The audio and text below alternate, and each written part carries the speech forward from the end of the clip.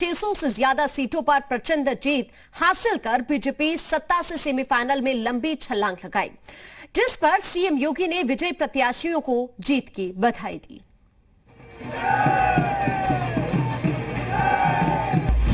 पंचायत चुनाव में बीजेपी का परचम, ब्लॉक प्रमुख चुनाव में भी दिखाया दम। समाजवादी पार्टी ने लगाई थी जान।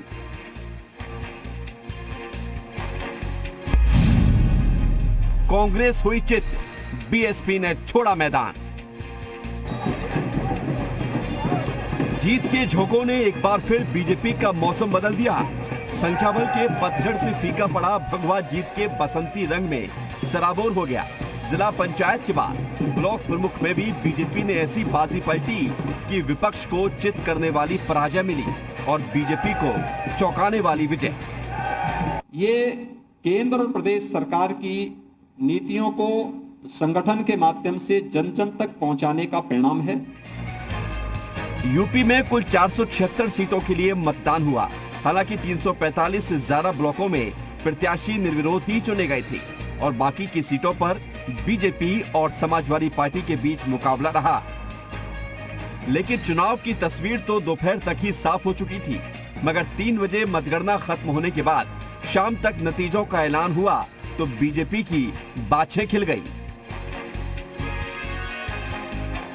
यह विजय मोदी सरकार और योगी सरकार की जन कल्याणकारी योजनाओं का प्रतिफल है।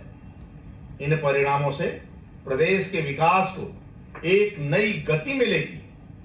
मैं भाजपा के परिश्रमी और कर्मठ कार्यकर्ताओं का आभार व्यक्त करता हूं, जिन्होंने इन चुनाव में रात दिन परिश्रम की पराकाष्ठा को करके भाजपा को विजयी बनाने के लिए गांव-गांव मेहनत की है। उत्तर प्रदेश के ब्लॉक प्रमुखों के चुनाव में जिस तरह से हिंसा देखने को मिली, जिस तरह महिलाओं के साथ उनकी साड़ी खींचते लोग नजर आए, जिस तरह से यहाँ पे गोली बारूद चले, जिस तरह से यहाँ पे अपहरण की घटनाएं हुई, जिस तरह से यहाँ पे पर्चे सदस्यों से खींचे गए और उत्तर प्रदेश की पुलिस भारतीय जनता पार्टी के कार्यकर्ताओं के साथ मिलकर समाजवादियों पे किस तरह से टूट रही थी, ऐसा आतंकी माहौल देखने को उत्तर प्रदेश में कभी नहीं मिला। यहाँ पे चौराहे पे लोकतंत्र की हत्या होती रही और मूक दर्शक बनी उत्तर प्रदेश की सरकार देखती रही। बीजेपी नेता जीत की खुशी से गदगद हैं और विपक्ष आरोपों की बौछार कर रहा है। दरअसल ब्लॉक प्रमुख के चुनाव में नामांकन से ही जो बवाल बरपा था वो मतदान पर भी कायम रहा। मतदान के दौरान कहीं झड़पें हुई तो कहीं हंगामा, कहीं अगवा करने का आरोप लगा तो कहीं लाठीचार्ज हुआ। चंदौली, कानपुर, बाराबंकी, अयोध्या, अमेठी, अमरोहा, बुलंदशहर, हमीरपुर और मुजफ्फरनगर जैसे कई शहरों से बवाल और हंगामे की तस्वीरें सामने आईं, जिसने लोकतंत्र के पर्व को कटघरे में खड़ा कर दिया। कहीं बीजेपी और कहीं समाजवादी पार्टी के कार्यकर्ता भिड़े तो कहीं प्रशासन पर पक्षपात का आरोप लगाते हुए हंगामा खड़ा हुआ। इस दौरान हालात को काबू करने के लिए कई जगह पर पुलिस ने लाठियां भी फटकारी। हम लोग अपने क्षेत्र पंचायत सदस्यों को लेकर सुमेरपुर ब्लॉक के अंदर आने ही वाले थे कि अमिताभ गुमाश्रम के पास चंदन शुक्ला के आदमियों ने लगभग 50 से 60 आदमी रहे होंगे। चंदन शुक्ला स्वयं था, गाड़ी के आगे आके उसने पहले रिवाल्वर लगा दिया गाड़ी, तो ड्राइवर ने गाड़ी रोक दिया है। जैसे ड्राइवर ने गाड़ी रोकी तो उसके साथ ही उन्हें लाठी डंडा से गाड़ी के सारे शीशे, गाड़ी पूरी हमारी तोड़ डाली है। अंदर आ जाने में भाजपा के कार्यकर्ता बाहर से लगे हुए हैं। जिस तरीके से गुंडाई की जा रही है, तब भी हम लोग यहाँ समाजवादी का परचम लहराने में कामयाब होंगे। मतदान को लेकर सीएम योगी ने पहले ही अधिकारियों को खबरदार कर दिया था कि अलर्ट रहें। सीएम योगी ने ट्वीट किया था कि सरकार की अपराध के मामले में जीरो टॉलरेंस की नीति है। किसी भी व्यक्ति को कानून हाथ में लेने की इजाजत नहीं दी जाएगी।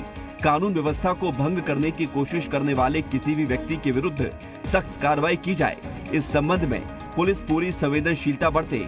ब्लॉक प्रमुख की निर्वाचन प्रक्रिया शांतिपूर्ण संपन्न कराने के लिए सभी आवश्यक कदम उठाए जाएं।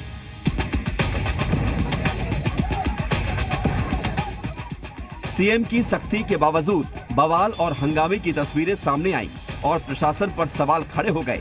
इटावा के बड़पुरा ब्लॉक में तो फायरिंग तक की खबर आई। प्रदर्शनकारी जब पुलिस से भिड़ गए तो जवाबी कार्रवाई में आंसू गैस के गोले छोड़े गए।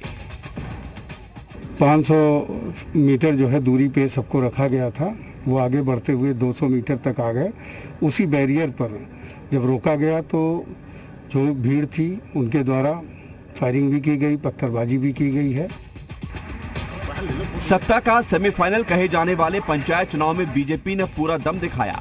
जिला पंचायत अध्यक्ष चुनाव में भी सारे रिकॉर्ड तोड़कर 65 सीटों पर कब्जा जमाया। तो वहीं समाजवादी पार्टी ने भी सीधा मुकाबला करके ये मैसेज देने की कोशिश की कि यूपी में मुख्य विपक्षी दल वही है, क्योंकि चुनाव में कांग्रेस का सुपड़ा साफ ही दिखा है और बीएसपी ने तो चुनाव से पहले ही किनारा कर दिया था। बड़ा सवाल यह है कि ये नतीजे 2022 पर कितना असर डालेंगे। ब्यूरो रिपोर्ट, जी मीडिया।